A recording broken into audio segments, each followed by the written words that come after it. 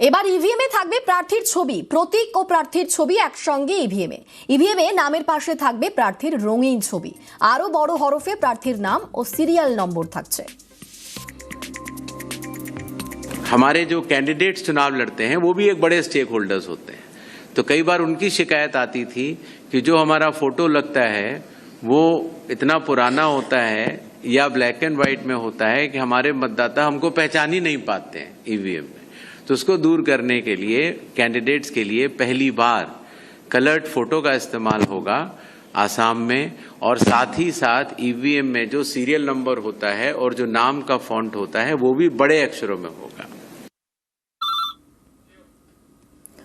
বড়নগরে ব্যবসায়ীকে মারধরের ঘটনায় থানায় হাজিরা নেতার। বড়নগর থানায় তৃণমূল নেতা শঙ্কর রাউতকে জিজ্ঞাসাবাদ পুলিশের। শুক্রবার বড়নগরে ব্যবসায়ীকে বাড়িতে ঢুকে মারধর।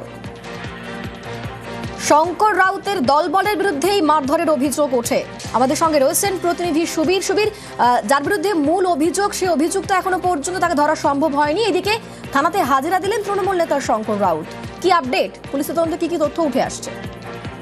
দেখো, তৃণমূল নেতা শঙ্কর রাউতকে 48 ঘন্টার মধ্যে মহানগর থানায় তলব করেছিল মহানগর থানার পুলিশ, এবং তাকে সেখানে হাজিরা দিতে হবে এমনটাই কিন্তু সেই চিঠিতে উল্লেখ করা ছিল। এবং সেই জায়গা থেকে শঙ্কর রাউত বলেছিল যে দলের সঙ্গে কথা বলে দল যা সিদ্ধান্ত নেবে সেই মতো করে কিন্তু তিনি সেখানে উপস্থিত হবেন। এবং গতকাল রাত্রিবেলা তিনি কিন্তু ঠিক 8:30টার সময় তিনি কিন্তু মহানগর থানায় চলে গিয়েছিলেন, এবং একদম কারো অজান্ত কেউ জানতে পারলো না, সে কিন্তু চলে গেলেন। এবং চলে যাওয়ার পর প্রায় 3 থেকে 3.5 ঘন্টা কিন্তু মহানগর থানাতে তাকে বসিয়ে জিজ্ঞাসাবাদ করা হয় এই গোটা ঘটনায়। অর্থাৎ যেটা পুলিশের সূত্র থেকে জানা যাচ্ছে যে সিসিটিভি ফুটেজ আমাদের হাতে এসছে, যেখানে পরিষ্কারভাবে দেখা যাচ্ছে যে অর্পণ দত্ত এবং তার আরো যে 3জন যারা অ্যাসোসিয়েট রয়েছে তাদেরকে নিয়ে কিন্তু একদম ব্যবসায়ীকে অপর থেকে টানতে মারতে নিচে দিয়েছে, রাস্তার মধ্যে মেরে টোটো করে নিয়ে যাচ্ছে।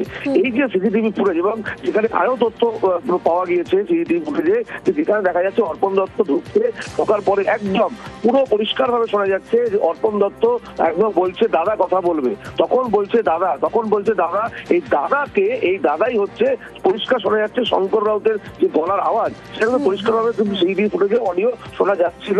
এবং এই যে শঙ্কর রাউতের গলা, এটা শঙ্কর রাউত বলছে, শঙ্কর রাউত তাদেরকে পাঠিয়েছে, এবং তারপরে মারধরের ঘটনা।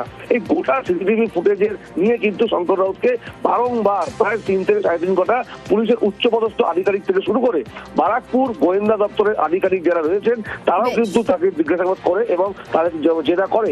এবং তারপরে কিন্তু প্রায় 3.5 ঘন্টা পর শঙ্কর রাউতকে কিন্তু ছেড়ে দেওয়া হয়। এবং তারপরে